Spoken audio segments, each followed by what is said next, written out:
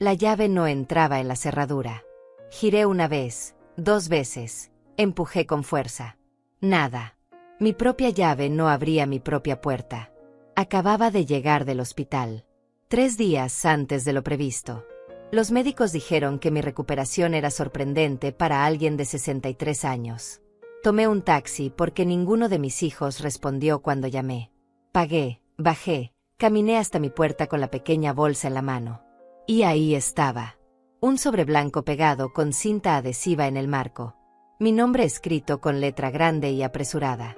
Hortensia Duarte. Lo arranqué con manos temblorosas. Saqué el papel. Y leí. Señora Duarte, esta propiedad ha sido vendida legalmente. Los nuevos propietarios tomarán posesión en las próximas 48 horas. Por favor, retire sus pertenencias restantes y absténgase de intentar ingresar nuevamente. La venta fue procesada de acuerdo con todos los requisitos legales. Los compradores ya tienen las llaves. Vendida. Mi casa. Vendida. Leí la carta una vez. 2 veces. 3 veces. Las palabras bailaban frente a mis ojos, pero no tenían sentido. Mis piernas comenzaron a temblar y tuve que apoyarme contra la pared para no caer. El papel cayó de mis manos y flotó hasta el suelo como una pluma maldita. Intenté la llave otra vez.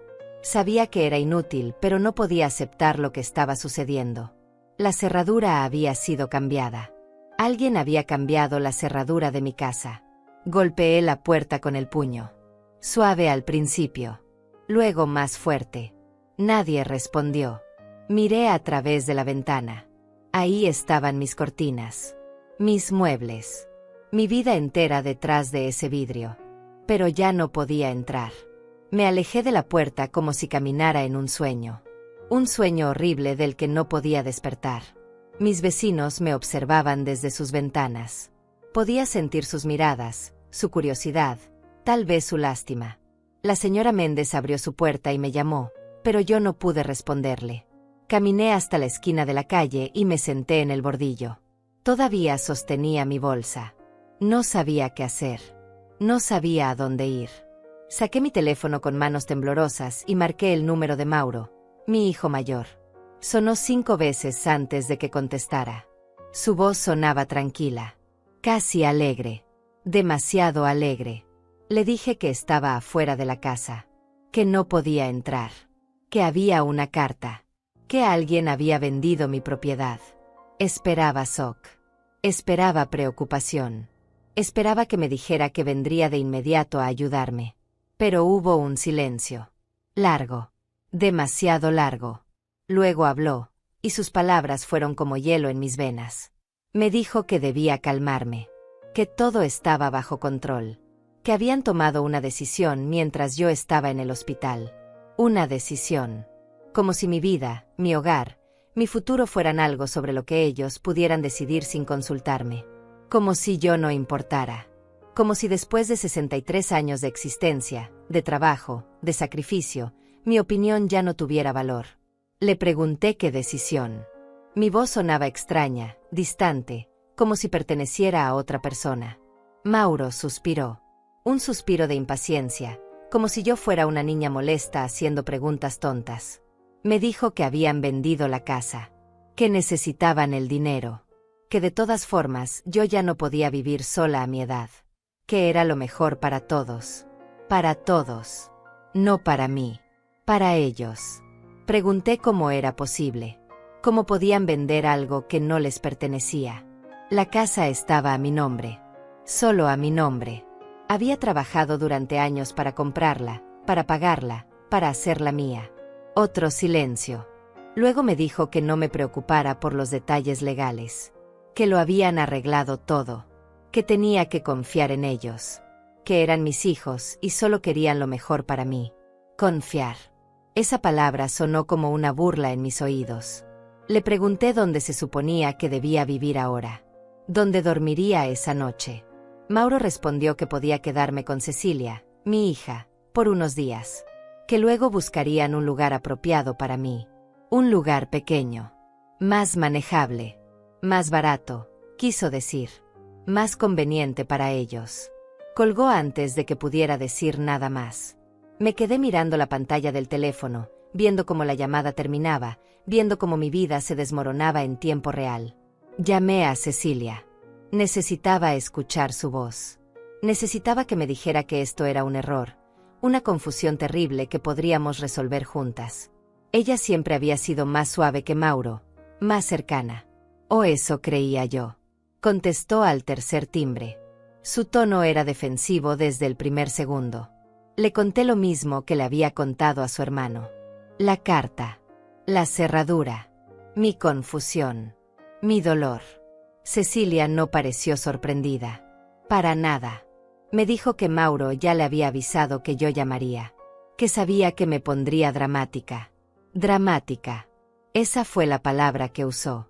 Le dije que no estaba siendo dramática, que me habían dejado en la calle, que acababa de salir del hospital y no tenía dónde dormir. Ella suspiró exactamente igual que su hermano, como si mi angustia fuera un inconveniente para ellos.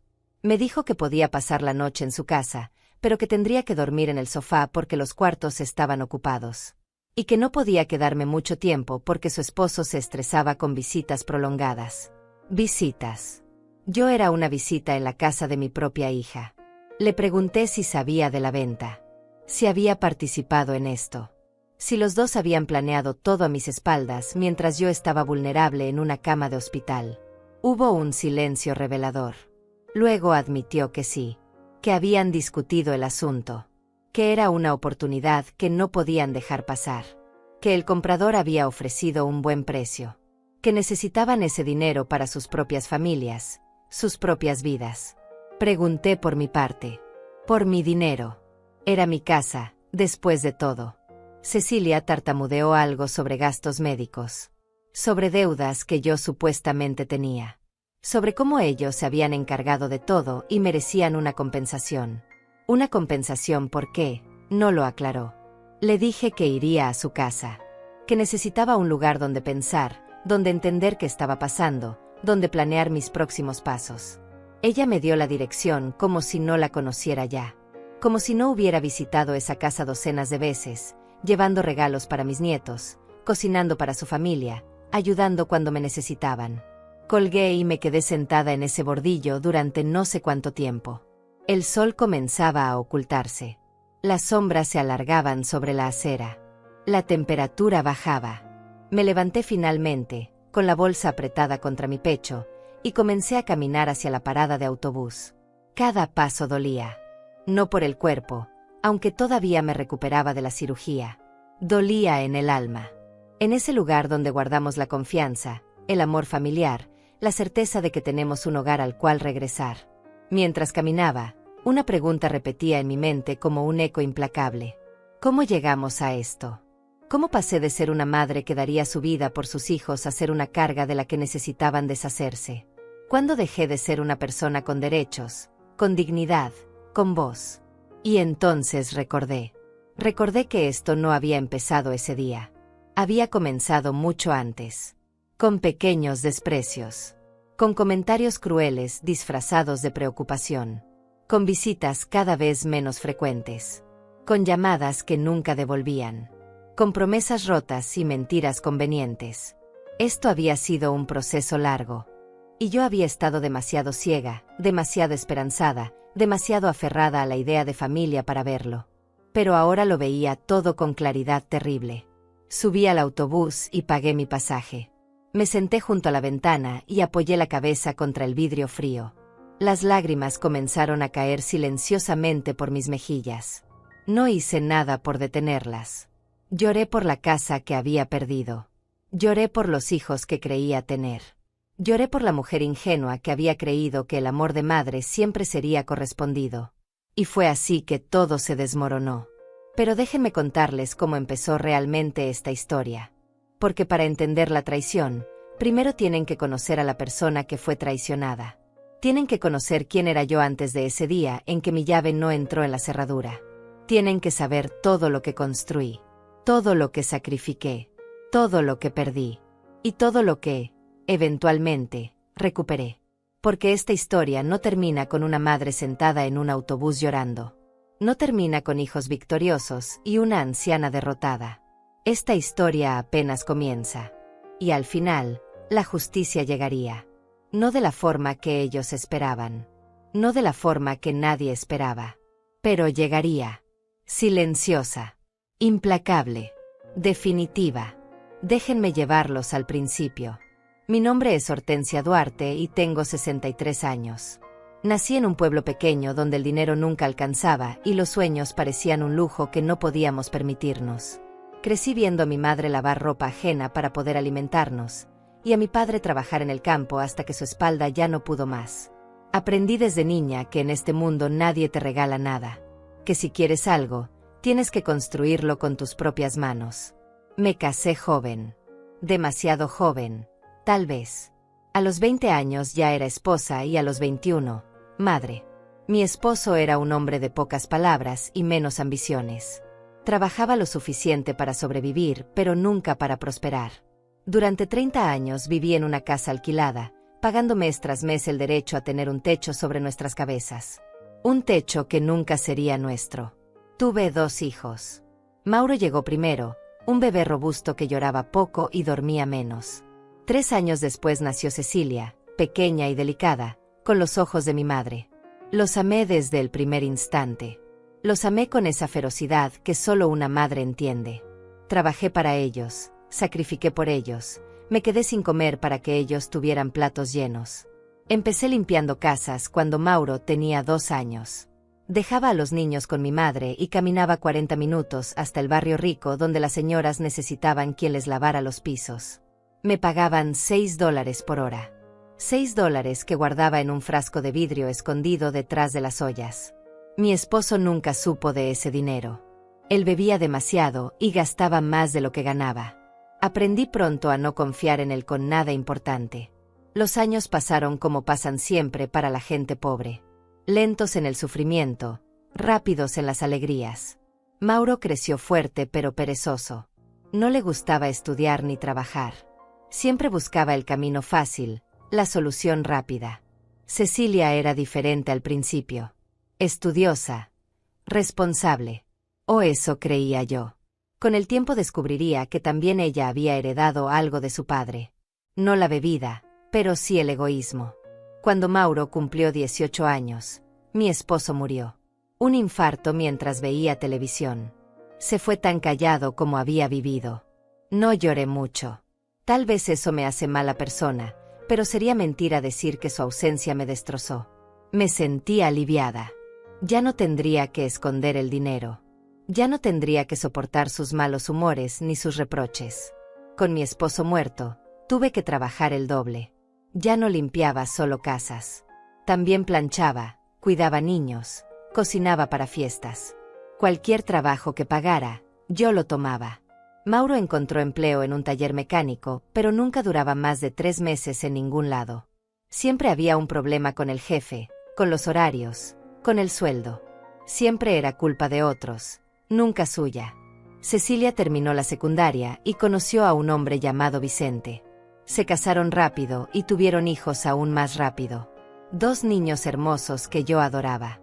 Vicente trabajaba en ventas, ganaba decente, pero Cecilia siempre se quejaba de que no era suficiente. Quería una casa más grande, un auto más nuevo, ropa de marca para los niños. Mauro también se casó, con una mujer llamada Tatiana que era tan vaga como él. Tuvieron un hijo al que casi nunca veían porque estaban ocupados quejándose de lo difícil que era la vida. Tatiana no trabajaba. Mauro trabajaba cuando le convenía. Yo terminaba dándoles dinero para los pañales, para la fórmula, para las cuentas que nunca podían pagar. Y así pasaron otros 20 años. Yo trabajando sin parar, ellos tomando sin agradecer. Yo ahorrando cada centavo, ellos gastando sin pensar. Me convertí en el banco familiar. Siempre había una emergencia. Siempre había una cuenta que no podían pagar. Siempre había una razón por la que necesitaban mi ayuda. Les di todo lo que pude. Y cuando ya no tenía más, encontraba la forma de dar más. Trabajé en días festivos. Trabajé enferma. Trabajé hasta que mis manos se llenaron de callos y mis rodillas dejaron de funcionar correctamente. Todo por ellos. Todo para que tuvieran una vida mejor que la mía. Pero había algo que guardaba celosamente. El dinero del frasco de vidrio que empecé a llenar cuando Mauro era bebé nunca dejó de crecer. Aprendí a ahorrar como los ricos ahorran, no como los pobres intentan ahorrar. $1 aquí, 5 allá. Cada propina, cada pago extra, cada billete que sobraba iba directo a ese frasco. Y cuando el frasco ya no fue suficiente, abrí una cuenta bancaria secreta. Nadie sabía de esa cuenta. Ni mis hijos ni nadie. Era mía. Mi seguro, mi escape, mi futuro. Durante 30 años alimenté esa cuenta. La vi crecer de $100 a 1000, de 1000 a 5000, de 5000 a 20000. Cada depósito era una victoria silenciosa contra la pobreza que me había perseguido toda la vida. Cumplí 60 años, todavía viviendo en una casa alquilada. Una casa vieja donde las paredes tenían humedad y las ventanas no cerraban bien. Pero ya tenía $52,000 ahorrados. $52,000 que nadie sabía que existían. $52,000 que representaban 3 décadas de sacrificio absoluto. Fue entonces cuando tomé la decisión más importante de mi vida. Compraría una casa.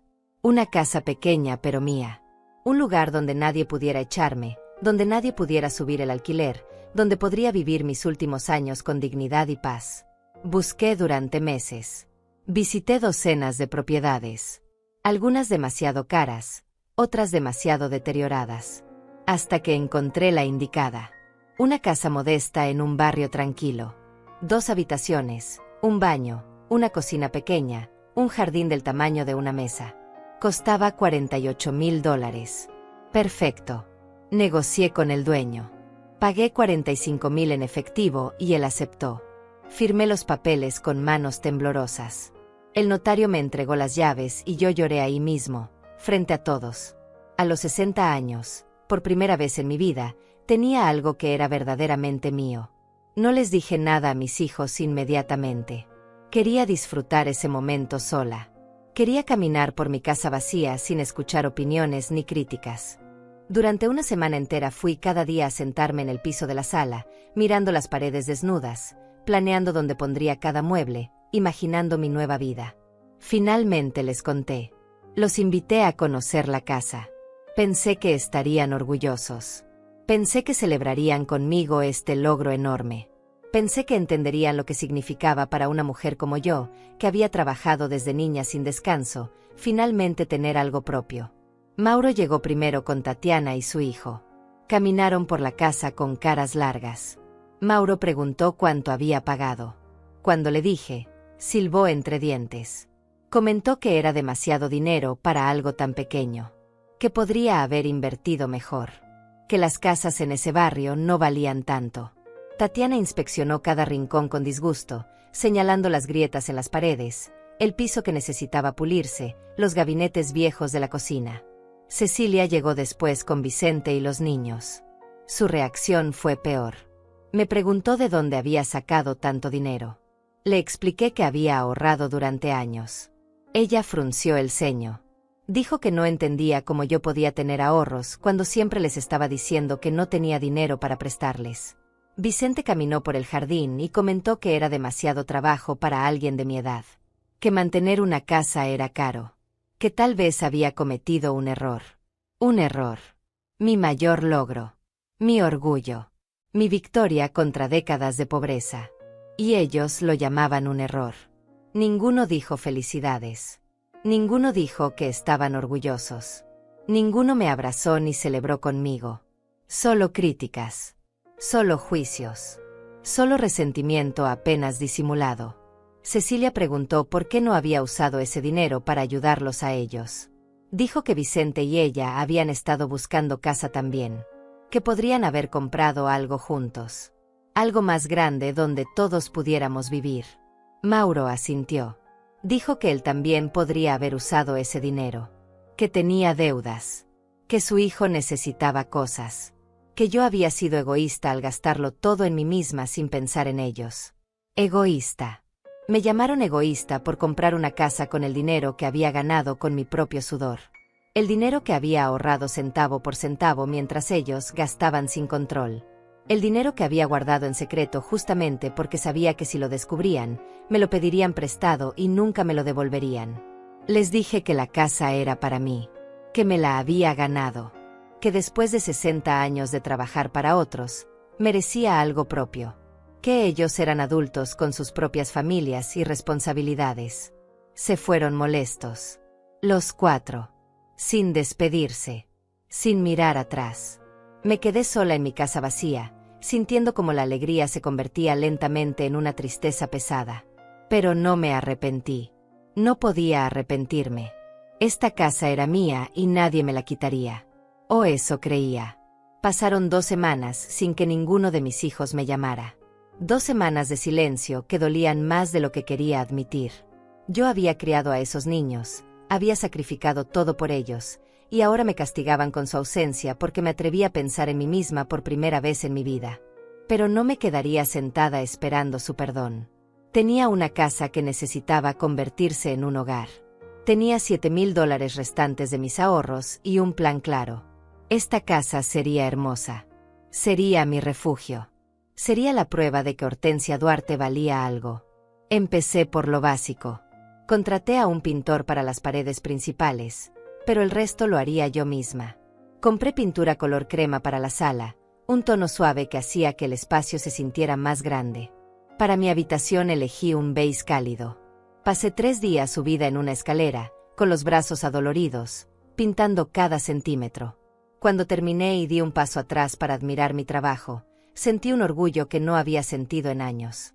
Los muebles los compré de segunda mano. Un sofá en buen estado que encontré por $200. Una mesa de comedor con 4 sillas por $150. Una cama que todavía olía nueva, aunque su dueña anterior decía que había sido usada solo 6 meses. Aprendí a regatear, a inspeccionar cada detalle, a no pagar más de lo necesario. El piso de la sala estaba rayado y opaco. No tenía dinero para cambiarlo, así que lo pulí yo misma. Alquilé una máquina pulidora por $30 al día y trabajé de rodillas durante horas, pasando lija fina sobre cada tabla. Mis rodillas gritaban de dolor, pero no paré. Cuando apliqué el sellador final y vi cómo la madera brillaba como nueva, las lágrimas rodaron por mis mejillas. El jardín era un desastre de maleza y tierra seca. Compré semillas, fertilizante y herramientas básicas. Cada mañana, antes de que el sol estuviera demasiado alto, salía a trabajar la tierra. Arranqué la maleza con mis propias manos. Cavé surcos para plantar rosas, geranios y jazmines. Mis vecinos me observaban con curiosidad. La señora Méndez, que vivía al lado, salió un día y me ofreció esquejes de sus propias plantas. Fue el primer gesto amable que recibí en semanas. Trabajé en esa casa todos los días durante 2 meses. Me levantaba al amanecer y no paraba hasta que oscurecía. Arreglé las grietas de las paredes con masilla. Cambié las perillas oxidadas de los gabinetes por unas nuevas que encontré en oferta. Limpié las ventanas hasta que brillaron. Colgué cortinas que había cosido yo misma con tela barata pero bonita del mercado. Cada mejora era una victoria. Cada rincón transformado era una declaración. Yo podía hacer esto. No necesitaba ayuda de nadie. No necesitaba la aprobación de nadie. Fue en medio de todo este trabajo que Mauro finalmente llamó. Su voz sonaba casual, como si no hubieran pasado 2 meses sin hablar. Me preguntó cómo estaba.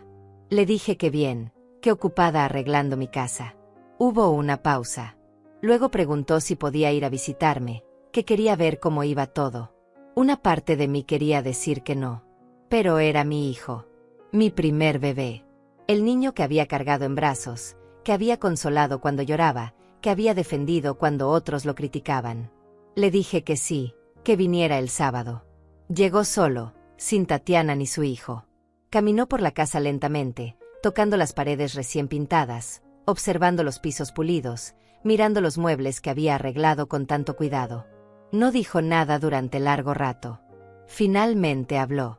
Dijo que la casa se veía bien. Mejor de lo que esperaba. Que había hecho un buen trabajo.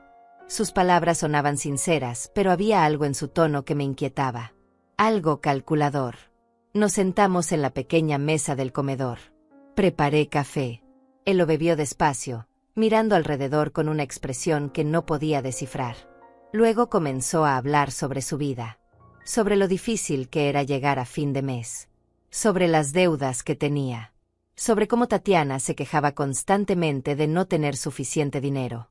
Escuché sin interrumpir. Conocía esta canción. La había escuchado cientos de veces. Siempre terminaba de la misma forma, con una petición de dinero. Pero esta vez fue diferente. Esta vez Mauro no pidió dinero. Pidió algo peor. Dijo que había estado pensando. Que yo estaba sola en esta casa grande. Que 2 habitaciones eran demasiado para una persona. Que él, Tatiana y su hijo podrían mudarse conmigo. Compartir gastos. Ayudarme con el mantenimiento. Sería beneficioso para todos, dijo. Me quedé mirándolo sin poder creer lo que escuchaba. Esta casa no era grande. Era pequeña. Apenas suficiente para mí. Y él quería traer a su familia entera a vivir aquí. En el espacio que yo había creado con mi sudor, con mis manos destrozadas, con mi dinero ganado honestamente. Le dije que no. Que esta casa era mi espacio. Que después de 60 años de vivir para otros, merecía vivir sola. Que ellos tenían su propio lugar. Su expresión cambió. La máscara de amabilidad cayó. Me dijo que estaba siendo egoísta otra vez. Que las madres están para ayudar a sus hijos, no para cerrarles las puertas. Que él era mi sangre, mi familia, y que debería estar agradecida de que quisiera pasar tiempo conmigo. Agradecida. Como si hacerme a un lado en mi propia casa fuera un favor que me hacía. Le dije nuevamente que no. Más firme esta vez. Le expliqué que había trabajado demasiado duro para esta casa. Que necesitaba mi propio espacio. Que entendiera mi posición. Mauro se levantó bruscamente. La silla raspó contra el piso con un sonido horrible. Me dijo que lo pensara mejor. Que estaba cometiendo un error. Que algún día me arrepentiría de haberle dado la espalda a mi propia familia. Se fue dando un portazo que hizo temblar las paredes recién pintadas. Me quedé sentada en esa mesa, con las manos temblando alrededor de mi taza de café ya frío. Sabía que esto no terminaría aquí. Conocía a mi hijo. Cuando Mauro quería algo, no se rendía fácilmente. 2 días después fue Cecilia quien apareció. Llegó sin avisar, con sus 2 hijos. Los niños corrieron por el jardín mientras ella inspeccionaba cada rincón de la casa. Sus comentarios eran distintos a los de la primera visita. Ahora elogiaba todo. Qué bonitas las cortinas. Qué lindo el color de las paredes. Qué acogedor se sentía todo. Desconfié inmediatamente. Cecilia nunca elogiaba nada sin razón. Nos sentamos en el pequeño patio trasero mientras los niños jugaban. Ella comenzó hablando sobre lo caros que se habían puesto los alquileres. Sobre cómo Vicente y ella estaban luchando para ahorrar para su propia casa. Sobre lo injusto que era el mundo para la gente trabajadora. Yo asentía, esperando. Sabía lo que venía. Y llegó. Cecilia sugirió que tal vez ella y su familia podrían mudarse conmigo temporalmente. Solo unos meses, dijo. El tiempo suficiente para ahorrar el enganche de una casa propia. Me ayudarían con los gastos. Sería como vivir en familia otra vez. Le dije que no. Las mismas razones que le había dado a Mauro. Esta casa era pequeña. Era mi espacio. La necesitaba para mí. Su rostro se endureció. Preguntó si Mauro me había pedido lo mismo. Cuando asentí, su expresión se llenó de rabia. Me acusó de tener favoritos. Dijo que siempre había preferido a Mauro sobre ella. Que nunca había sido suficiente para mí. Intenté explicarle que no tenía nada que ver con favoritos. Que simplemente necesitaba mi propio espacio. Que ellos eran adultos responsables de sus propias vidas. Cecilia llamó a sus hijos bruscamente. Los tomó de las manos y caminó hacia la puerta. Antes de irse, se volteó y me miró con ojos fríos. Me dijo que recordara este momento. Que recordara cómo había elegido una casa sobre sus propios hijos. Que algún día necesitaría ayuda y no tendría a nadie. Se fue sin despedirse. Los niños me miraron confundidos, sin entender por qué su abuela no los había despedido con besos como siempre. Esa noche no pude dormir. Las palabras de mis hijos daban vueltas en mi cabeza. ¿Era egoísta? ¿Era mala madre por querer algo para mí? ¿Había trabajado toda mi vida solo para terminar sola y criticada? Pero en el fondo sabía la verdad. No era egoísmo. Era supervivencia. Si los dejaba entrar, nunca se irían. Tomarían control poco a poco. Esta casa dejaría de ser mía. Me convertiría en una invitada en mi propio hogar, cocinando para ellos, limpiando detrás de ellos, pagando sus cuentas mientras ellos vivían cómodamente de mi esfuerzo. No. Esta vez no. Esta casa era mía y seguiría siendo mía. Continué trabajando en las mejoras. Planté más flores. Arreglé la cerca del frente. Pinté la puerta de entrada de un color terracota brillante que me hacía sonreír cada vez que llegaba. Mis vecinos comenzaron a saludarme más. La señora Méndez me invitaba a tomar café. Don José, que vivía al otro lado, me ayudó a arreglar una gotera sin cobrarme nada. Lentamente estaba construyendo algo que nunca había tenido. Una comunidad. Un lugar donde pertenecía. 3 meses después de mudarme, la casa estaba transformada. Ya no era la propiedad descuidada que había comprado. Era un hogar.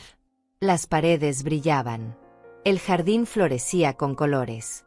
Cada objeto tenía su lugar. Decidí hacer una pequeña celebración. Una inauguración informal.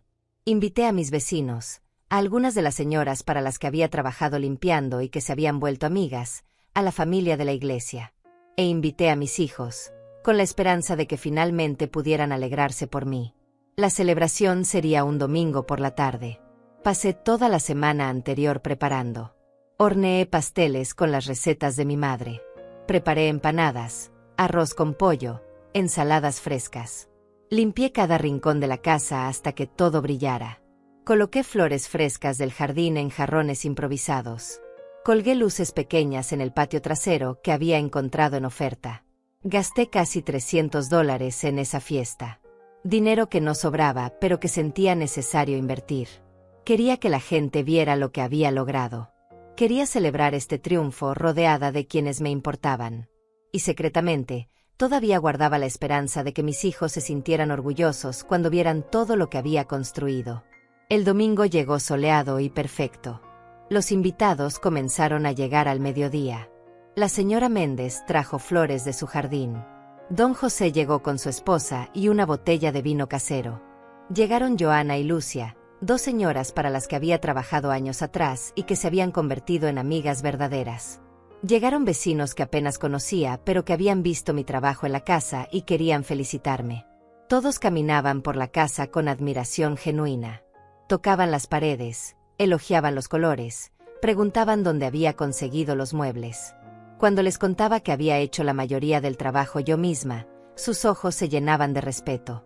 Una mujer de 63 años que había transformado una casa descuidada en un hogar hermoso con sus propias manos. Mauro y Cecilia llegaron tarde, casi al final de la tarde. Llegaron juntos, con sus familias completas. Tatiana venía con cara de fastidio. Vicente parecía incómodo. Los niños corrieron inmediatamente al jardín, ajenos a cualquier tensión. Les mostré la casa nuevamente, señalando todas las mejoras que había hecho desde su última visita. El baño que había renovado yo misma, cambiando los azulejos rotos por unos nuevos que instalé siguiendo tutoriales en internet. La cocina donde había pintado los gabinetes viejos y cambiado las manijas. El pequeño rincón de lectura que había creado junto a la ventana de mi habitación. Mauro caminaba con las manos en los bolsillos, asintiendo sin mucho interés. Cecilia tocaba las cosas con delicadeza exagerada, como si temiera que se rompieran. Ninguno de los dos dijo nada positivo. Solo asentían y seguían caminando. Cuando salimos al patio, donde el resto de los invitados conversaban y reían, la señora Méndez me tomó de la mano y levantó su copa. Hizo un brindis espontáneo. Habló sobre el trabajo duro, sobre la perseverancia, sobre cómo yo era un ejemplo de que nunca es tarde para construir tus sueños. Todos aplaudieron. Algunos gritaron felicitaciones. Miré a mis hijos. Esperaba verlos sonreír, aplaudir, unirse a la celebración. Pero Mauro miraba su teléfono. Cecilia conversaba en voz baja con Tatiana, ambas con expresiones críticas. Después del brindis, cuando los invitados volvieron a sus conversaciones, Cecilia se acercó a mí. Me llevó aparte, lejos de los demás. Su voz era baja pero dura. Me preguntó cuánto había gastado en toda esa comida, en las decoraciones, en la fiesta. Le dije que no mucho, que había cocinado yo misma, que había buscado ofertas. Ella resopló. Dijo que era un desperdicio, que ese dinero podría haberse usado para cosas más importantes, que había gente en la familia que realmente lo necesitaba mientras yo lo tiraba en fiestas innecesarias para impresionar a extraños. Sus palabras me golpearon como piedras. Le dije que estos no eran extraños. Eran vecinos, amigos, gente que había estado presente cuando nadie más lo estuvo, que tenía derecho a celebrar mi logro. Cecilia me miró con desprecio. Dijo que mi logro era vivir sola en una casa demasiado grande mientras mi familia luchaba por sobrevivir, que era conveniente para mí olvidar todas las veces que ellos me habían ayudado cuando era más joven. Ayudado. Esa palabra me hizo reír con amargura. Les pregunté cuándo exactamente me habían ayudado. Cecilia tartamudeó. Mencionó vagamente que habían estado ahí, que habían sido mi familia, que eso contaba como ayuda. Pero no podía nombrar una sola vez específica, porque no existía. Yo había sido quien ayudaba. Yo había sido quien daba. Siempre yo. Mauro se unió a nosotras. Había estado observando desde lejos. Me dijo que necesitaban hablar conmigo seriamente. Los tres solos. Que había asuntos familiares que discutir. Les dije que ese no era el momento. Que tenía invitados. Que podíamos hablar otro día. Mauro insistió. Dijo que era importante. Que no podía esperar. Su tono tenía algo amenazante que me puso nerviosa. Finalmente acepté. Les pedí que esperaran en la sala mientras yo me despedía educadamente de algunos invitados que comenzaban a retirarse. La señora Méndez me abrazó antes de irse. Me susurró al oído que estaba orgullosa de mí, que no dejara que nadie apagara mi luz. Fue como si supiera algo que yo todavía no entendía completamente. Cuando el último invitado se fue, entré a la sala. Mauro y Cecilia estaban sentados en mi sofá como jueces en un tribunal. Tatiana y Vicente se habían llevado a los niños afuera. Éramos solo nosotros tres. Me senté en la silla frente a ellos. El silencio era pesado. Finalmente Mauro habló. Dijo que habían estado hablando entre ellos. Que habían tomado una decisión. Que era tiempo de que yo enfrentara la realidad. Que no podía seguir viviendo sola a mi edad. Que necesitaba familia cerca. Que ellos, como mis hijos, tenían la responsabilidad de cuidarme. Sonaba bonito en teoría. Pero conocía a mis hijos. Esto no era sobre cuidarme. Era sobre la casa. Cecilia continuó. Dijo que habían pensado en una solución que beneficiaría a todos. Yo podría quedarme viviendo aquí, pero ellos moverían algunas de sus cosas también. Mauro y su familia usarían una habitación. Cecilia y su familia usarían la otra. Yo podría dormir en la sala o tal vez podrían construir algo pequeño en el patio. Los miré incrédula. Estaban hablando de tomar mi casa, de desplazarme a un rincón, de convertirme en una invitada en el hogar que había construido con mi sangre y sudor. Les dije que no. Rotundamente no. Esta era mi casa y no compartirían habitaciones aquí. Que eran adultos con sus propias vidas y necesitaban resolverlas sin tomar lo que era mío. Mauro se inclinó hacia adelante. Su voz era fría. Me preguntó si recordaba todas las veces que él me había ayudado cuando era niño. Todas las veces que había hecho mandados, que había cuidado a su hermana, que había sido el hombre de la casa después de que su padre murió. Le recordé que tenía 8 años cuando su padre murió. Que los mandados que hacía eran normales para cualquier niño. Que cuidar a su hermana ocasionalmente no era un sacrificio extraordinario. Que eso era simplemente ser parte de una familia. Cecilia saltó en defensa de su hermano. Dijo que yo siempre minimizaba lo que ellos hacían por mí. Que nunca era suficiente para mí. Que ahora que finalmente tenía algo de valor, me negaba a compartirlo con mi propia sangre. Les expliqué, tratando de mantener la calma, que había trabajado 30 años para comprar esta casa. Que cada dólar había sido ganado limpiando pisos, lavando ropa ajena, cuidando niños que no eran míos. Que me había roto la espalda, destrozado las manos, sacrificado mi salud. Que este no era un regalo que había caído del cielo. Era el resultado de décadas de esfuerzo. Mauro se puso de pie. Me dijo que estaba siendo ridícula. Que la familia se cuida entre sí. Que yo les debía por haberlos criado. que los hijos son una inversión y ahora era tiempo de cobrar dividendos. Dividendos. Habló de mis hijos como si fueran una inversión financiera. Como si cada pañal que cambié, cada comida que cociné, cada noche que pasé despierta cuando estaban enfermos, fuera un préstamo que ahora debían devolverme con intereses. Les dije que se fueran. Que esta conversación había terminado. Que mi respuesta era no y seguiría siendo no. Cecilia comenzó a llorar. Lágrimas falsas que había perfeccionado desde niña. Dijo que no podía creer que su propia madre la estuviera echando a la calle. Que esto era crueldad. ¿Qué diría la familia si supieran cómo los estaba tratando? La familia. Como si hubiera alguien más. Como si no fuéramos solo nosotros tres y sus respectivas familias. Estaba amenazándome con chismes, con vergüenza pública, con ser señalada como la mala madre. Mauro puso su mano en el hombro de su hermana en un gesto teatral de consuelo. Me miró y dijo que lo pensara bien. Que estaba tomando una decisión que me arrepentiría.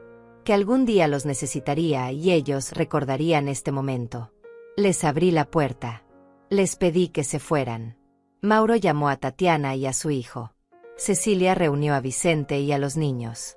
Salieron todos en fila, sin mirar atrás. Antes de subir a su auto, Mauro se volteó. Me miró directamente a los ojos. Y dijo algo que helaría mi sangre durante los siguientes meses. Dijo que esta casa debería ser de la familia. Que yo no podía mantenerla sola. Que una forma u otra, terminarían viviendo aquí. Era solo cuestión de tiempo. No eran palabras vacías. Era una promesa. O más bien, una amenaza. Los meses siguientes fueron extrañamente tranquilos. Mis hijos no llamaron. No visitaron. Era como si hubieran desaparecido de mi vida completamente. Al principio me dolió. Luego sentí alivio. Y finalmente, algo parecido a la paz. Me dediqué a vivir.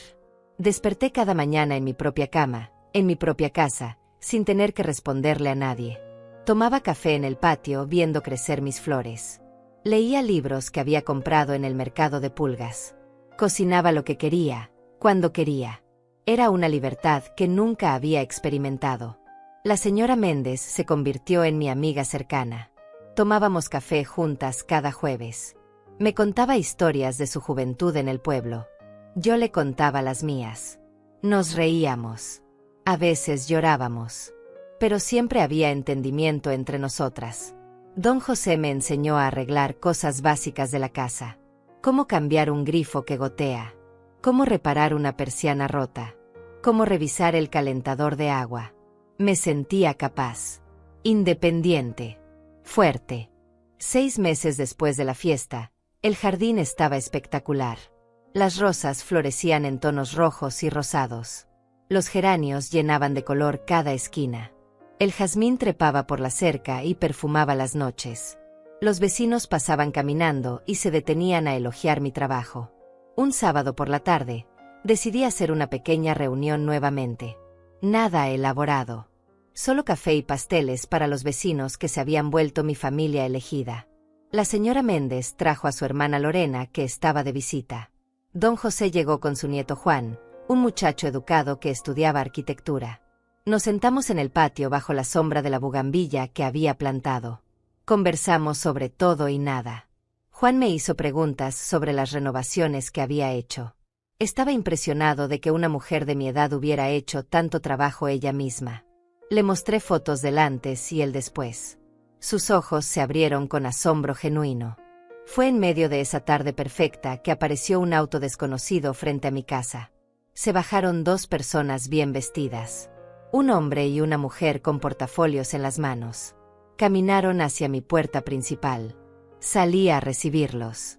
El hombre se presentó como Marco Díaz, agente de bienes raíces. La mujer era su asistente. Me preguntaron si la casa estaba en venta. Dije que no, que definitivamente no. ¿Que de dónde habían sacado esa idea? Marco frunció el ceño.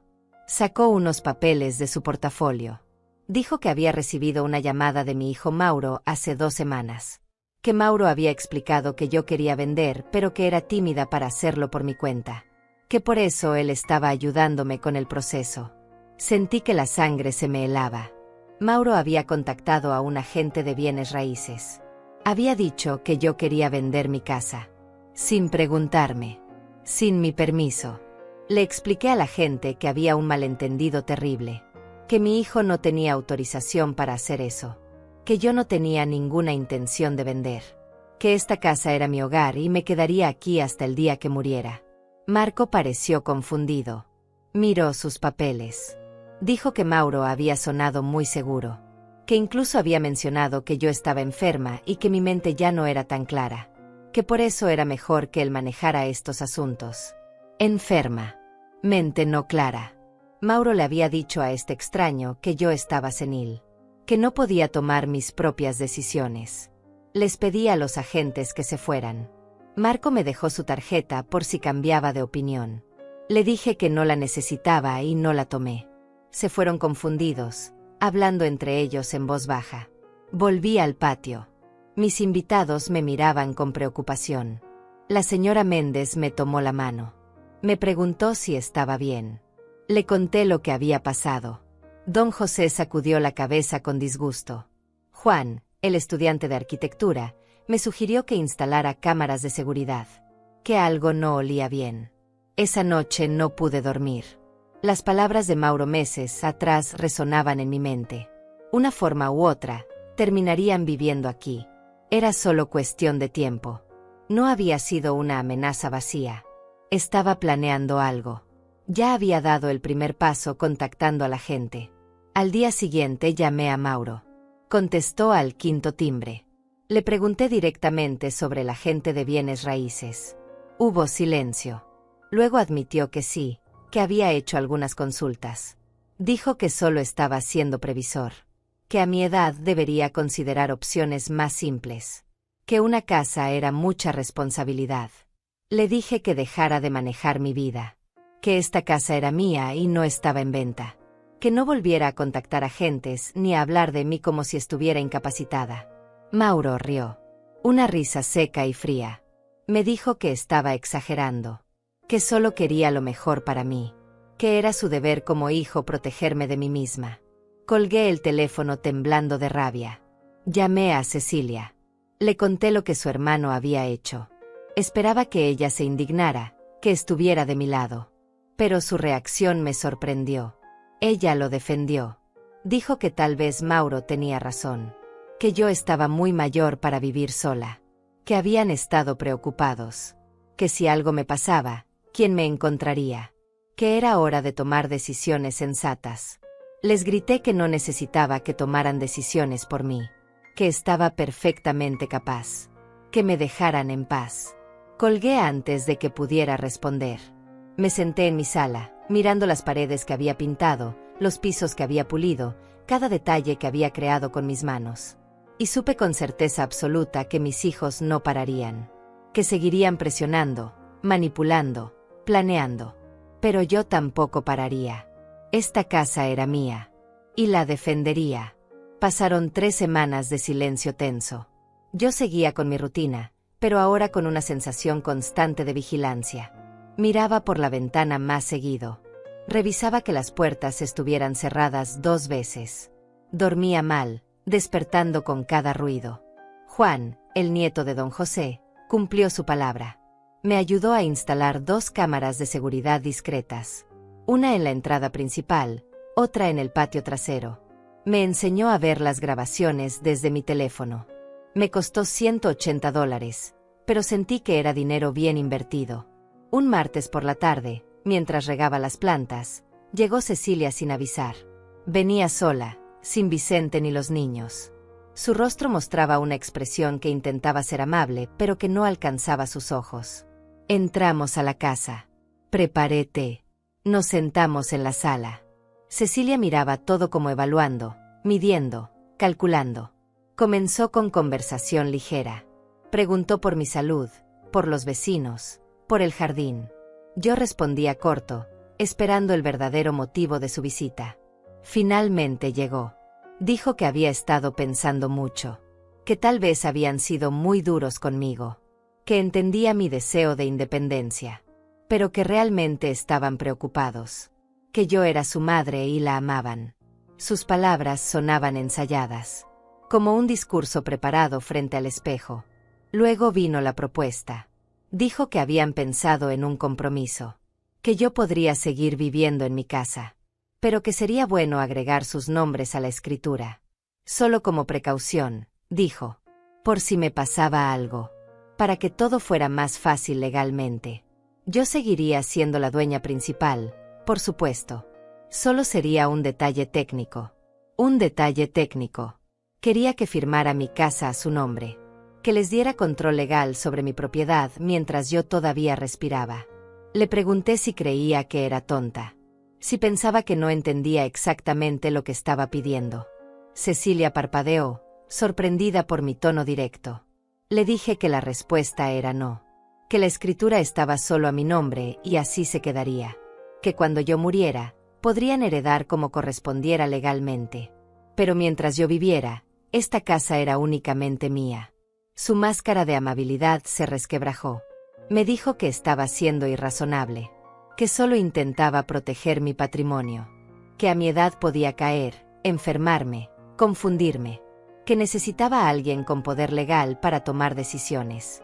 Le respondí que mi mente estaba perfectamente clara, que mis piernas funcionaban bien, que no necesitaba tutores ni protectores, que tenía 63 años, no 93.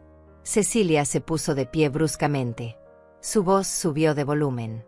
Dijo que estaba cometiendo un error enorme, que se arrepentiría, que ellos eran su familia y yo los estaba rechazando por una casa, por ladrillos y cemento, que era patético.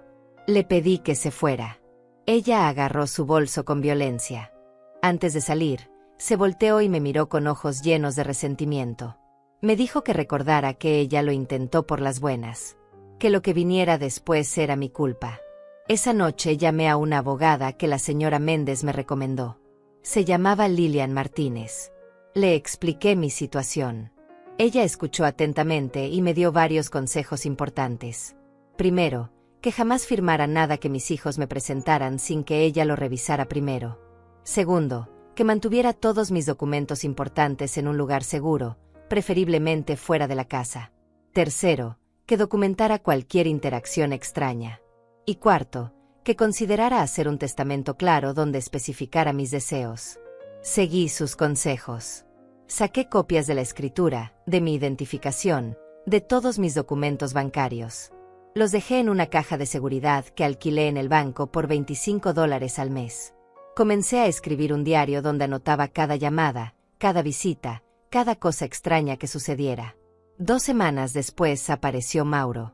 Esta vez con Tatiana y su hijo. Llegaron en la mañana temprano, cuando yo apenas había desayunado. Mauro tocó la puerta insistentemente hasta que abrí. Entraron sin esperar invitación. Tatiana comenzó a caminar por la casa como si estuviera inspeccionando algo que ya le pertenecía. Su hijo corrió directo al patio a jugar. Mauro se sentó en mi sofá y me pidió que nos sentáramos a hablar como adultos. Me preguntó si Cecilia me había hablado sobre la propuesta. Dije que sí, que mi respuesta había sido no y seguía siendo no.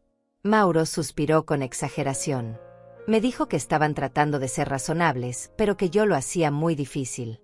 Tatiana regresó de su recorrido. Se sentó junto a Mauro. Comenzó a hablar sobre lo injusto que era que yo tuviera toda esta casa para mí sola mientras ellos se apretaban en un apartamento pequeño. Que su hijo necesitaba espacio para crecer. Que yo era egoísta al no pensar en su nieto. Le recordé que criar a su hijo era su responsabilidad, no la mía. Que yo ya había criado a mis hijos.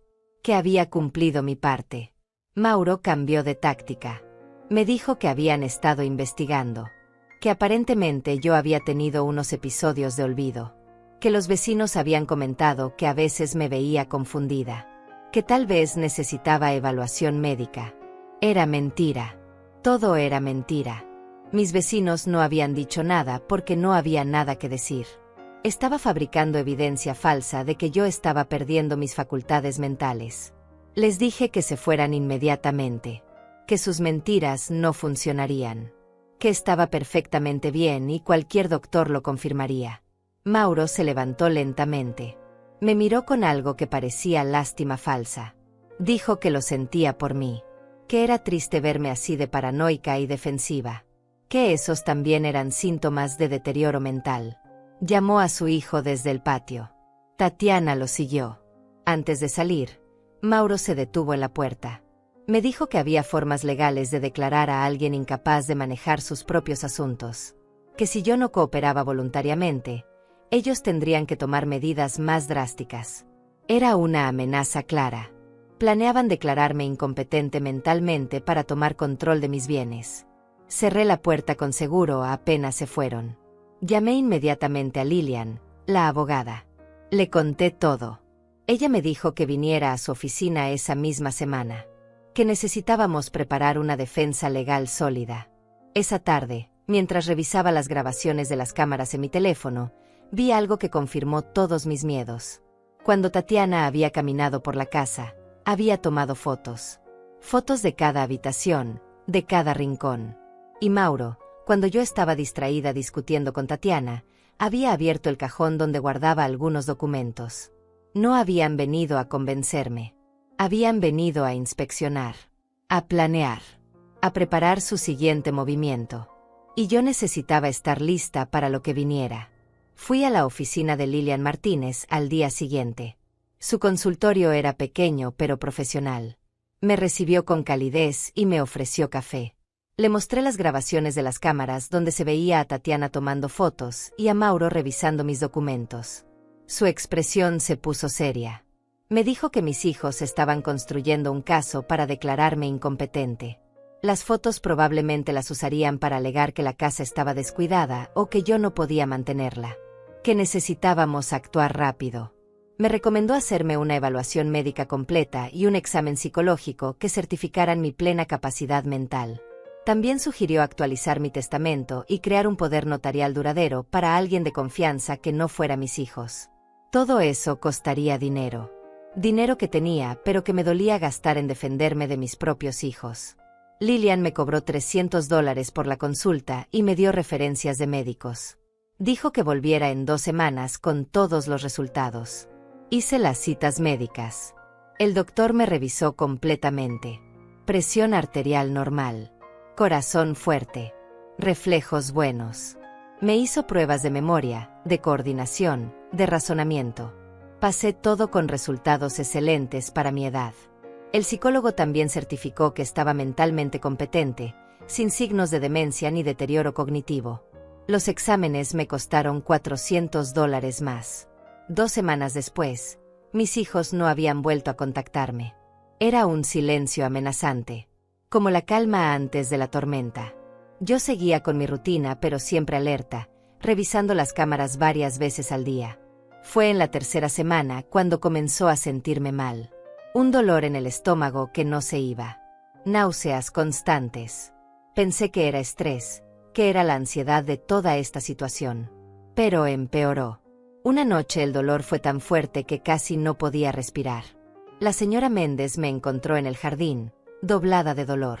Llamó una ambulancia. En el hospital, después de varios exámenes, me dijeron que tenía cálculos biliares. Uno estaba bloqueando un conducto. Necesitaba cirugía. No era emergencia inmediata, pero tampoco podía esperar mucho. Me programaron para 2 semanas después. Llamé a mis hijos para informarles. Era su madre, después de todo. Pensé que tal vez esto los haría recapacitar, recordarles que no viviría para siempre, que el tiempo que teníamos era limitado. Mauro contestó con tono preocupado. Dijo que iría a verme al hospital. Cecilia también prometió visitarme. Pero ninguno llegó. Llamé varias veces. Siempre había excusas. El trabajo. Los niños. El tráfico. Entré a cirugía sola. La señora Méndez me acompañó hasta que no la dejaron pasar más. Me despertó en recuperación con ella sosteniendo mi mano. Mis propios hijos brillaban por su ausencia. Los doctores dijeron que todo había salido bien. Que me quedaría internada 4 o 5 días para observación. Que luego necesitaría 2 semanas de reposo en casa antes de retomar actividades normales. Me dieron una fecha tentativa de salida, un viernes por la tarde. El miércoles, 3 días después de la cirugía, recibí una llamada de Cecilia. Sonaba extrañamente alegre. Me preguntó cómo estaba. Le dije que bien, que saldría en 2 días. Hubo un silencio. Luego dijo que qué bueno, que ella vendría a buscarme. Que me quedaría en su casa durante la recuperación porque obviamente no podía estar sola. Le dije que no era necesario. Que la señora Méndez había ofrecido ayudarme. Que prefería estar en mi propia casa. Cecilia insistió. Dijo que ya estaba decidido. Que no aceptaría un no como respuesta. Que era su deber como hija. Algo en su tono me puso alerta. Pero estaba débil, medicada, confundida. Dije que lo pensaría. El jueves por la tarde me sentía mucho mejor. Le dije a la enfermera que quería irme al día siguiente en la mañana en lugar del viernes por la tarde. Ella revisó con el doctor. Él dijo que si me sentía bien, podía irme el viernes temprano después de una última revisión. No le dije a nadie del cambio de horario. Algo en mi instinto me decía que lo mantuviera privado. El viernes a las 8 de la mañana, el doctor me dio de alta. Llamé un taxi y me fui directo a casa. Llegué a las 9:30 de la mañana. El taxi se detuvo frente a mi casa y mi corazón casi se detiene con él. Había un camión de mudanzas estacionado en mi entrada. La puerta de mi casa estaba abierta. Gente que no conocía entraba y salía cargando cajas. Bajé del taxi con dificultad, todavía adolorida de la cirugía. Caminé hacia mi casa como en un sueño. O más bien, una pesadilla. Mauro salió por la puerta principal. Llevaba una caja en las manos. Cuando me vio, su rostro se puso blanco. Dejó caer la caja. Me miró como si hubiera visto un fantasma. Le pregunté qué estaba pasando. ¿Qué hacía en mi casa? ¿Por qué había extraños llevándose mis cosas? Tartamudeó algo sobre ayudarme. Sobre organizar. Sobre preparar la casa para mi regreso. Pero sus ojos decían otra cosa. Sus ojos decían que no se suponía que yo estuviera ahí. Que se suponía que estaría en el hospital hasta la tarde. Que los había atrapado. Entré a mi casa. El interior era un caos. Mis muebles estaban siendo envueltos. Mis pertenencias metidas en cajas. Tatiana estaba en mi habitación empacando mi ropa. Cecilia estaba en la cocina envolviendo mis platos. Les grité que qué demonios estaban haciendo. Cecilia dio un salto. Me miró con ojos enormes. Dijo que no debería estar ahí. Que debía estar en el hospital. Que el doctor había dicho viernes por la tarde. Le dije que salí temprano. Que ahora respondieran mi pregunta. ¿Qué estaban haciendo con mis cosas? Mauro entró detrás de mí. Cerró la puerta. Su cara había pasado del shock a algo más oscuro. Más decidido. Me dijo que se sentara. Que necesitábamos hablar. Le dije que no me sentaría en mi propia casa. Que exigía saber qué estaba pasando. Cecilia se acercó. Sacó un sobre de su bolso. Lo abrió y sacó unos papeles. Me los mostró. Eran documentos legales. Documentos de venta de propiedad. Mi casa había sido vendida. Vendida mientras yo estaba en el hospital recuperándome de una cirugía. Vendida sin mi conocimiento. Vendida sin mi firma. Les pregunté cómo era posible. Cómo podían vender algo que no les pertenecía. Mauro sonrió. Una sonrisa fría que nunca le había visto. Sacó otros papeles de su chaqueta. Eran copias de documentos donde aparentemente yo les había dado poder legal. Documentos que nunca había firmado. Mi firma estaba ahí, pero no era mía. Era una falsificación. Habían falsificado mi firma. Habían creado documentos falsos. Y habían vendido mi casa mientras yo estaba vulnerable en una cama de hospital.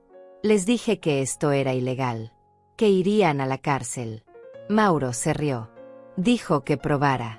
Que los documentos se veían muy legítimos. Que yo era una anciana confundida haciendo acusaciones contra sus propios hijos que solo querían ayudarla. Cecilia agregó que los compradores ya habían pagado. Que la transacción estaba completa. Que tenía 48 horas para sacar mis pertenencias restantes o las tirarían. Me quedé ahí parada, en medio de mi sala destrozada, rodeada de cajas con mi vida empacada, enfrentando a los 2 seres humanos que había traído al mundo, que había criado, que había amado sobre todas las cosas. Y ellos me miraban sin remordimiento. Sin culpa. Solo impaciencia porque me fuera de lo que ya consideraban su victoria. Salí de mi casa sin decir una palabra más. Necesitaba pensar. Necesitaba actuar rápido. Caminé hasta la esquina con dolor en cada paso, la herida de la cirugía protestando con cada movimiento. Llamé un taxi y me fui directamente a la oficina de Lilian Martínez. Irrumpí en su consultorio sin cita. La recepcionista intentó detenerme, pero Lilian salió al escuchar la conmoción. Vio mi cara y supo que algo terrible había pasado. Me hizo pasar inmediatamente. Le conté todo. Las palabras salían atropelladas, mezcladas con lágrimas de rabia y dolor. Le mostré las fotos que había tomado con mi teléfono de los documentos que Mauro me había enseñado. Lilian los estudió cuidadosamente. Me dijo que era claramente fraude. Falsificación de documentos. Venta fraudulenta. Que había bases sólidas para actuar legalmente. Pero necesitaba pruebas de que yo nunca había firmado esos papeles. Necesitaba demostrar que mi firma había sido falsificada. Entonces recordé. Las cámaras. Las malditas cámaras de seguridad que Juan me había ayudado a instalar. Saqué mi teléfono con manos temblorosas y abrí la aplicación. Revisé las grabaciones de las últimas 2 semanas. Y ahí estaba. Todo. Grabado en video de alta definición. 3 días después de que ingresé al hospital, Mauro y Cecilia habían entrado a mi casa. Tenían una copia de la llave. Probablemente la habían hecho meses atrás, cuando todavía tenían acceso. Las cámaras los capturaron buscando mis documentos, sacando fotos de la escritura, revisando cada cajón. 2 días después volvieron. Esta vez con un hombre que llevaba maletín. Se sentaron en mi mesa de comedor. El hombre sacó papeles. Cecilia practicó mi firma varias veces en una hoja aparte. Luego firmó los documentos oficiales. Todo quedó grabado. Su cara. Sus manos. El acto completo de falsificación. Al día siguiente volvieron con otro hombre. Este parecía ser el comprador. Le mostraron la casa. Hablaron de precios. $38,000. Habían vendido mi casa por $38,000 cuando valía al menos $50,000. Una venta rápida y por debajo del valor para que el comprador no hiciera muchas preguntas. Lilian vio los videos 3 veces. Sus ojos brillaban con algo entre horror y satisfacción profesional. Me dijo que esto era evidencia irrefutable. Que con esto podíamos no solo anular la venta, sino presentar cargos criminales por fraude, falsificación y abuso de confianza. Me explicó el plan. Primero, iríamos a la estación de policía a presentar una denuncia formal. Los videos serían entregados como evidencia.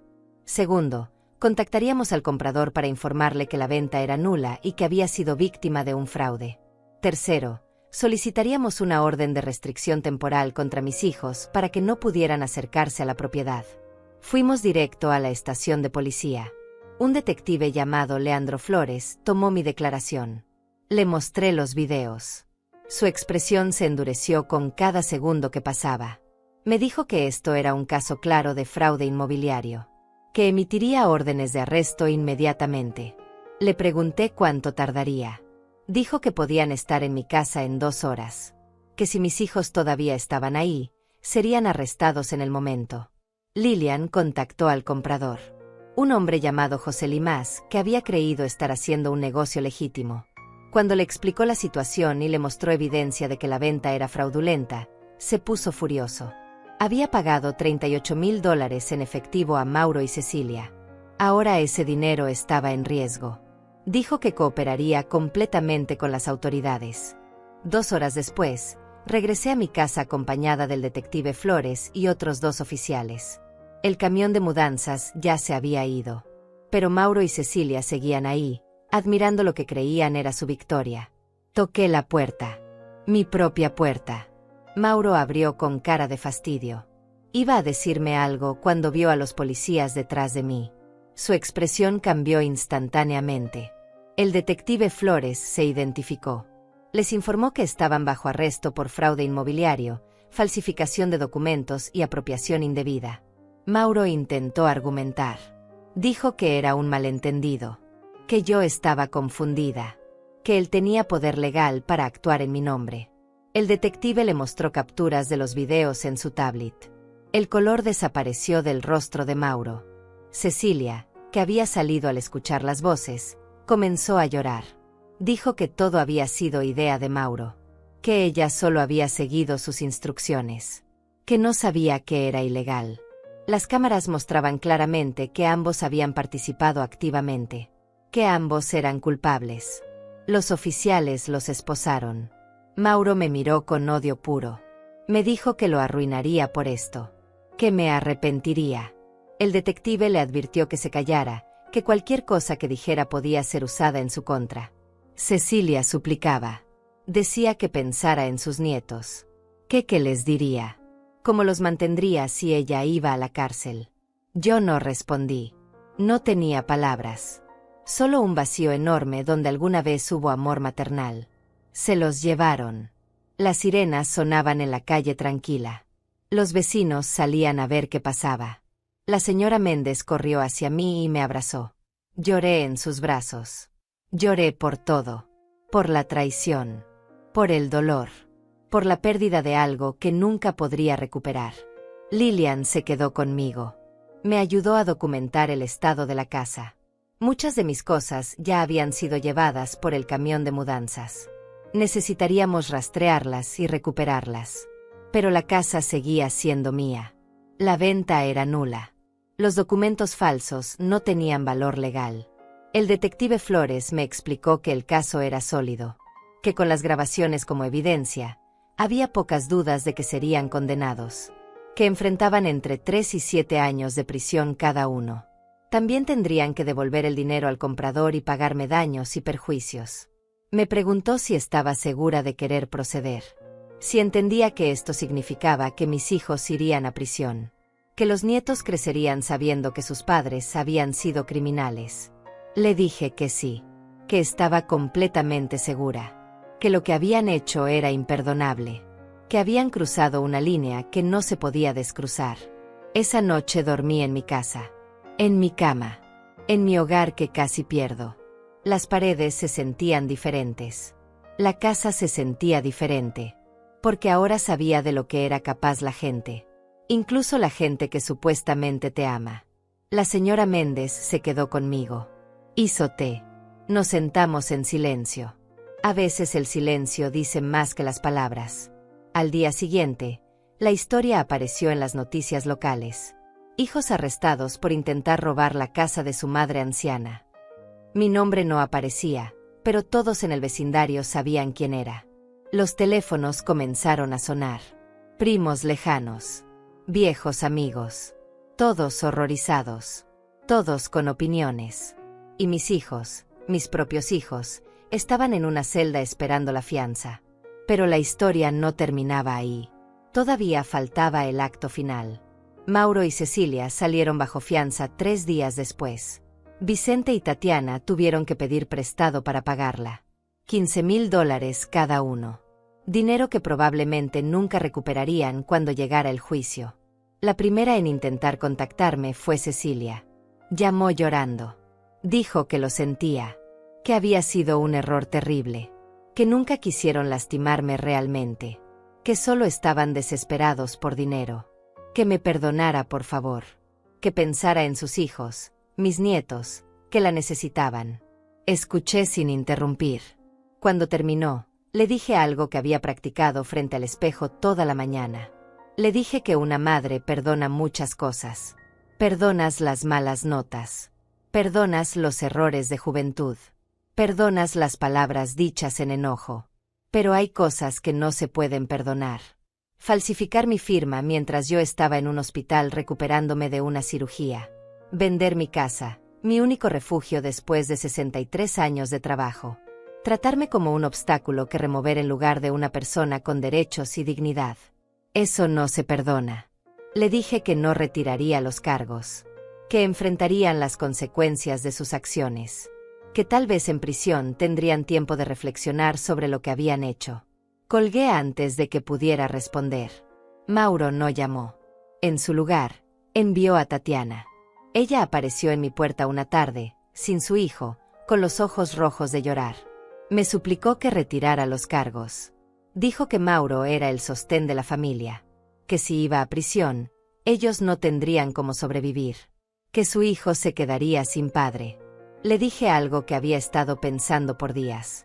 Le dije que Mauro ya había elegido abandonar a su hijo cuando decidió cometer un crimen. Que esas consecuencias eran suyas, no mías. Que yo no era responsable de arreglar el desastre que él había creado. Tatiana me miró con odio. Me dijo que era una mujer cruel y sin corazón. Que algún día estaría sola y nadie me ayudaría. Que me lo merecía. Le cerré la puerta en la cara. Los días siguientes fueron extraños. La casa se sentía más grande, más vacía, pero también más mía que nunca. Recuperé las cosas que habían sido llevadas en el camión de mudanzas. El detective Flores las había rastreado a una bodega de almacenamiento que Mauro había rentado. Todo estaba ahí. Mis platos, mis fotos, mi vida empacada en cajas. La señora Méndez y don José me ayudaron a desempacar, a volver a colocar cada cosa en su lugar. Fue como recuperar pedazos de mí misma. Lilian me mantuvo informada del proceso legal. Mauro y Cecilia habían contratado abogados. Intentaron negociar. Ofrecieron devolver el dinero si yo retiraba los cargos. Lilian me preguntó qué quería hacer. Le dije que no. Que el dinero no era el punto. El punto era que necesitaban entender que las acciones tienen consecuencias. Que no podían usar y manipular a la gente sin castigo. Que yo importaba. Mi vida importaba. Mi trabajo importaba. El juicio fue 6 meses después. Fui a cada audiencia. Los miré a los ojos cada vez. Mauro nunca sostuvo mi mirada. Cecilia lloraba constantemente, pero eran lágrimas de autocompasión, no de verdadero arrepentimiento. Los videos de las cámaras fueron presentados como evidencia. La sala entera vio a Cecilia practicando mi firma. La vio firmando documentos falsos. Vio a Mauro coordinando todo con frialdad calculada.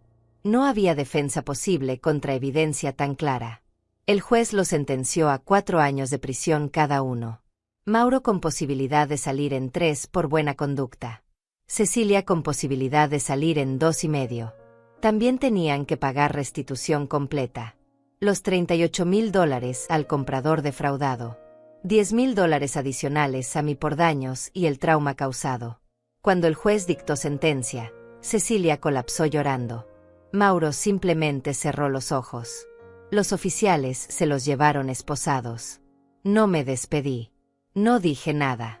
Simplemente me levanté y salí de la sala. Afuera, periodistas querían entrevistarme. Querían saber cómo me sentía enviando a mis propios hijos a prisión. Les dije algo simple. Les dije que no los había enviado a prisión. Ellos se enviaron solos cuando eligieron el crimen sobre la decencia. Cuando eligieron la codicia sobre el amor. Cuando me vieron no como su madre, sino como un activo que explotar. Vicente llevó a mis nietos a verme una vez después del juicio. Los niños no entendían por qué sus padres no estaban. Les dije una verdad simplificada. Que habían tomado malas decisiones y necesitaban tiempo para reflexionar sobre ellas. Los abracé. Les di dinero para sus necesidades. Pero les dejé claro que lo que había pasado entre sus padres y yo no podía deshacerse. Vicente nunca volvió a traerlos. Probablemente era mejor así. Algunos lazos, una vez rotos, no pueden repararse. No deben repararse. Los meses pasaron. Mi casa volvió a ser mi refugio. Planté nuevas flores en el jardín. Repinté la puerta de entrada, esta vez de un amarillo brillante que me hacía sonreír. Adopté un gato pequeño que había encontrado la señora Méndez. Lo llamé Esperanza. Mis días se llenaron con cosas simples. Café por las mañanas. Lecturas en el patio. Conversaciones con vecinos que se habían vuelto mi verdadera familia. La familia que eliges, no la que te toca por sangre. A veces pensaba en Mauro y Cecilia. Me preguntaba si en prisión finalmente entendían lo que habían hecho. Si sentían verdadero remordimiento o solo lamentaban haber sido atrapados. Probablemente nunca lo sabría. Pero había aprendido algo importante. Aprendí que el amor no es suficiente. Que puedes amar a alguien con todo tu corazón y aún así tener que alejarte. Que protegerte a ti misma no es egoísmo. Es supervivencia. Es dignidad. Es respeto propio. Aprendí que la familia de sangre no es la única familia, que los lazos se construyen con acciones, no con ADN, que la señora Méndez, quien me sostuvo la mano en el hospital, era más familia que los hijos que había parido. Aprendí que nunca es tarde para defenderte, que a los 63 años todavía puedes plantarte firme y decir no, que puedes exigir respeto, que puedes elegir la paz sobre el drama familiar. Aprendí que el silencio también es justicia. No grité, no busqué venganza dramática. Simplemente dejé que las consecuencias naturales de sus acciones siguieran su curso. Y eso fue más poderoso que cualquier confrontación. Un año después del juicio, estaba sentada en mi patio una tarde de domingo. El gato dormía en mi regazo. El jardín estaba en plena floración. La señora Méndez vendría pronto para nuestro café semanal.